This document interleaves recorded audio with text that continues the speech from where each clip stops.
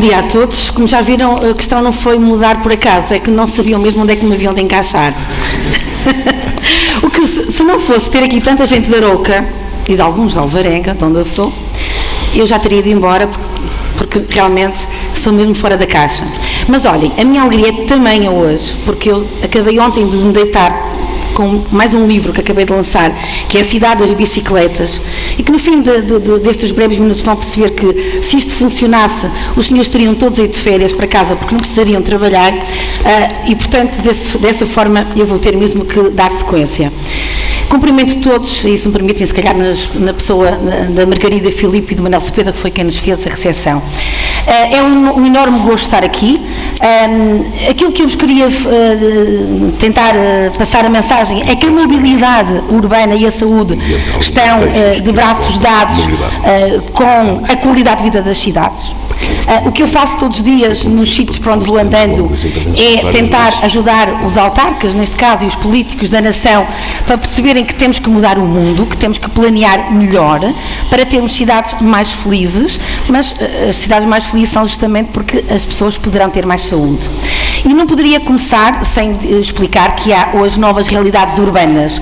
Todos nós passamos por momentos destes no nosso dia, nem que seja de manhã, ao irmos para o trabalho. As cidades estão bloqueadas pelo mundo inteiro, as pessoas vivem muito nas cidades, mais de 50% das pessoas já vivem nas cidades, e é nesta grande confusão, neste grande master plan de tráfego de carros, de veículos, que nós temos que sobreviver. E, entretanto, nas últimas décadas, em particular do último século, as cidades foram cortadas à navalha, com grandes infraestruturas que foram criadas por causa dos meus amigos engenheiros, e assim os culpados, que realmente que partiram territórios, que separaram territórios com grandes infraestruturas. E as pessoas ficaram separadas, grandes famílias ficaram separadas com vias pelo meio, grandes freguesias, municípios como este de Matosinhos, onde eu trabalhei 10 anos na Câmara Municipal, que as grandes vias separaram, muitas delas até quintas, como nós sabemos. E o que é que acontece hoje? Nós hoje estamos a tentar mudar o paradigma, nós precisamos de anular estas grandes infraestruturas. Em alguns sítios do mundo, como é agora, por exemplo, em São Paulo e em Nova Iorque, estamos a pegar nas estradas e estamos a tapá-las com grandes Hyde Parks, com grandes parques verdes, para mudar realmente aquilo que se foi esta fratura. E aquilo que vemos, por exemplo, nesta imagem da segunda circular de Lisboa, é que já há obras de arte, que são aranhas, que neste caso é a ponte pedonal conhecida pela Galp, a tentar unir territórios que nós outrora separamos. E, entretanto, nas últimas décadas, o que é que aconteceu? As crianças cresceram até quase aos 18 anos a fazerem deslocações no banco de trás do carro dos pais. E elas não cresceram na cidade, elas não caminharam na cidade, elas não brincaram na cidade. E atenção, quando eu falo cidade é um termo conceituado, estou a falar de território, de freguesia, de aldeia, de bairro. Mas hoje temos novos problemas, que são grandes desafios para quem planeia as cidades. Temos o problema das alterações climáticas. Estas imagens são da nossa televisão portuguesa. Ninguém imaginava há 5, 6, 10 anos atrás que poderíamos ver imagens desta natureza. Mas isto é um facto e nós não podemos ficar alheios. E não podemos ficar alheios quando sabemos que 2/3 da libertação das partículas para a atmosfera vem da mobilidade e dos transportes. Mas hoje temos também boas notícias. Temos novas tendências sociais. Vive-se 100 anos. Manuel de Oliveira viveu 106 anos a trabalhar, como sabem, aqui do Porto, o nosso grande cineasta mundial. Oscar Niemeyer, um dos grandes arquitetos do mundo, que eu muito aprecio, que foi o grande homem que desenhou Brasília, património da humanidade, entre tantas peças belas de arquitetura espalhadas pelo mundo, viveu 103 anos a trabalhar. Sabem com que idade é que ele se casou a última vez? Com 97 anos. São mulheres deste tempo. São estas as mulheres do Porto que há pouco tempo tinham que ir de cabriolé ao Hard Rock a Lisboa. Hoje não, já temos Hard Rock no Porto. Mas muitos ainda vão ter que utilizar estas novas formas de mobilidade, são novos estilos de vida que vão mudar, de facto, aquilo que são as novas circunstâncias do planeamento das cidades. E temos, eu diria, o grande motor que me move há 25 anos a trabalhar com esta paixão e intensidade do ponto de vista daqueles que me conhecem, que é o direito à cidade. Que bom que é nós hoje percebermos que pessoas com mobilidade reduzida, pessoas com deficiência, pessoas com compras temporariamente, crianças, pessoas que tiveram pequenos acidentes ou maiores acidentes, pessoas idosas e até senhoras de tacão alto têm o direito de viver de forma livre no contexto da cidade. A pergunta que eu vos faço, portanto, é quem é que desenha estas cidades para estes problemas? Quem mas alguém está a pensar no assunto. Às vezes dá a impressão que não. Mas há, e nós hoje temos aqui gente com muita mais capacidade do que eu nestas áreas, as grandes inovações, as grandes tecnologias estão por aí, o mundo da transição energética, o mundo, como eu digo, do iCloud, nós somos também um smartphone que tem tudo a qualquer momento, a mobilidade está a mudar, a mobilidade vai mudar nos próximos anos, a mobilidade não vai ser cada um ter um carro, a mobilidade é cada um ter a possibilidade de ter um serviço. Nós não vamos comprar carros, as novas gerações não vão comprar automóveis, não vão comprar nada, tudo vai ser de outra circunstância, tudo vai ser transformado em serviço e com novas tecnologias. Mas essas tecnologias também trazem desafios enormes às cidades. Ainda há pouco tempo estive no Prós e Contras a discutir o problema das trotinetes, que é uma praga em Lisboa, em Madrid, em Paris, e que nós hoje temos que resolver também esta circunstância. Mas, enquanto isso, nós temos que ter a noção do que é que se passa na realidade. O carro ainda ocupa em demasia o espaço que nós não queremos que ele ocupe. Ainda não temos uma cidade equiparada e equidistante a nível dos modos de transporte. Vejamos que se formos, por exemplo, a Copenhaga, 60% da população anda de bicicleta, todos nós sabemos disso. Se formos a Barcelona, 40% da população anda de transporte público e o carro é o que está em último.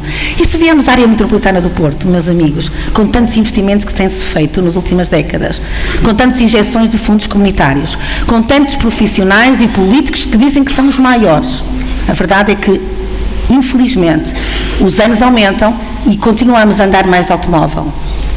E isso é um problema muito grave. E foi um problema que saiu recentemente, foi em dezembro de 2018, que saíram os últimos dados das áreas metropolitanas do Porto e nós ficamos perplexos e aflitos com a situação portuguesa. Temos um problema grave em Portugal, muito grave. A taxa de sinistralidade rodoviária é enorme. Estamos no último ponto dos países da Europa onde morre mais gente nas cidades e morre por acidente rodoviário. E, portanto, há que trabalhar este tema. E, por outro lado, temos a questão da saúde pública. Estas são as imagens que nós tiramos nas cidades grandes, para onde já andamos. Há 2 meses estava em Madrid e de manhã levanto-me, vou para a feira, para um dia, uma feira de mobilidade, e os carros naquele dia não tinham entrado e só havia pessoas de bicicletas e com máscara. Madrid, aqui ao lado. E, portanto, nós temos que perceber que o que está a acontecer no mundo inteiro, e hoje temos, felizmente, dados que demonstram isso, dados científicos, e eu acompanho todos os dias esses dados de várias universidades da Europa em particular, é que temos casos em que, à medida que aumentam as partículas de dióxido de carbono nas cidades, aumenta as entradas de pessoas nos hospitais.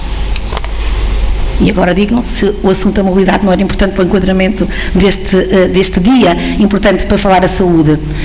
Nós temos que resolver este problema. Morre muita gente, está a morrer muita gente devido ao problema dos transportes, ou à ausência, diria eu, do planeamento da mobilidade. Todos os anos morrem milhões de pessoas no mundo relativamente ao problema da poluição atmosférica.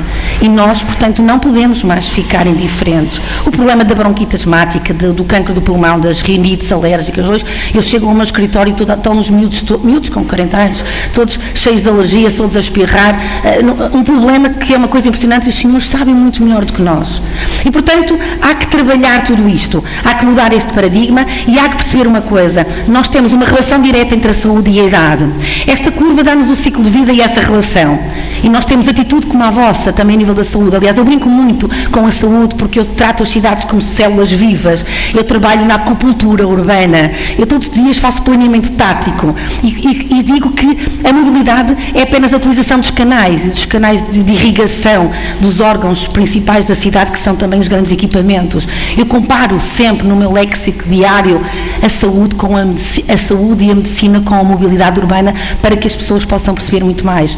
E eu posso dizer que neste momento o nosso trabalho de planeamento do território está nesta cor branca que estão ali a ver do benefício social. Nós vamos ter que atuar para que as pessoas possam viver mais tempo com mais saúde. E nós, engenharia, e nós, arquitetura, e nós, planeadores de território, e nós, geógrafos. Este, aliás, foi um gráfico que trouxe a semana passada de Groningen, onde estive no norte da Holanda, num grande congresso mundial sobre planeamento da mobilidade. Por isso, meus amigos, esta minha intervenção resume-se em 2 palavras-chave: humanização e descarbonização. Nós temos que descarbonizar, nós temos que tirar carros, utilizar outros modos de mobilidade. Nós temos que fazer cidades mais humanizadas e elas podem ser ginásios ao ar livre, como eu tenho muito recentemente vindo a escrever sobre eles, sobre essas cidades. Humanizar as cidades é simplesmente fazer com que elas voltem a ser o palco das vivências urbanas. É fazer com que as cidades sejam lugares de encontro e de sociabilidades e que possamos ter que sair dos ginásios tradicionais em que temos uma televisão à frente e estamos ali horas para fazer exercício para nada, porque já estamos a ficar nervosos porque ainda não passou uma hora, ainda não baixamos as calorias e estamos a controlar tudo. Não, meus amigos, eu não quero ver ninguém nos ginásios fechados. Eu quero que as cidades sejam ginásios ao ar livre. Eu gostaria muito que percebessem que isto não é nada de novo. Nós vivemos momentos de histórias diferentes. Praças importantes foram feitas para carros. Praças importantes, as mesmas, hoje são feitas para os peões. E os jovens trabalham muito bem isso hoje. Os jovens apoderam-se muito bem desta circunstância. E, portanto, quando temos um contexto mundial, europeu e nacional de ausência completa de financiamento, como nós sabemos, para tudo, nós também no urbanismo não temos dinheiro para nada, nós temos que trabalhar de forma da acupuntura urbana, a nível do desenho urbano. Ou seja, pequenas intervenções urbanas, pequenas praças, pequenas ruas, que hoje tiramos 10 carros, amanhã tiramos 20, depois tiramos 30, que até podemos colocar alguns elementos mais baratos do mobiliário urbano para fechar essas praças. E as pessoas começam a usufruir, começam a ir para as esplanadas, começam a vivenciar ruas como a Rua Cor-de-Rosa, que hoje faz parte das 10 ruas mais belas do mundo, em rankings importantes, que eram ruas de prostituição, de droga, de insegurança total. E hoje são realmente bilhetes postais, mas não são só bilhetes postais, são lugares de vivência urbana, como sabem, a nível da nossa capital. Tenho lutado pelos percursos acessíveis. Nós temos que ter cidades para todos. Uma pessoa com deficiência não pode entrar pelas traseiras. Não podemos estar a fazer rampas para essas pessoas. Hoje são elas, amanhã somos nós. Então nós temos que desenhar alguma coisa no pavimento. O design urbano é algo que me fascina. Eu adorava desenhar sempre cidades. Poder criar algumas marcas que façam com que não coloquem nesses sítios pilaretes, sinais de trânsito, etc, etc, e que façam com que isso tudo possam ser os caminhos de transição. Cidades destas são cidades de convívio. Mas as cidades de convívio podem chegar ao bairro. Eu gostava que percebêssemos todos, que todos temos o direito à cidade, independentemente da nossa condição social. E é aí também o meu trabalho muito aprofundado, a acupuntura urbana, trabalhar as zonas mais carentes e perceber que todos nós temos que desenhar, mas todos nós podemos fazer com que as cidades tenham estas qualidades de vida. Porquê que uma paragem de autocarro não pode ser um baloiço? Porquê que eu não posso estar numa esplanada ou numa rua deitada como estou em casa? Isto é na Guideline em Nova Iorque, sítios, isto é o Porto. Isto é, são os clérigos. Por cima dos clérigos, se forem lá um dia qualquer, vêm os jovens deitados no chão a ler ou a brincar ou a namorar ou a tocar viola.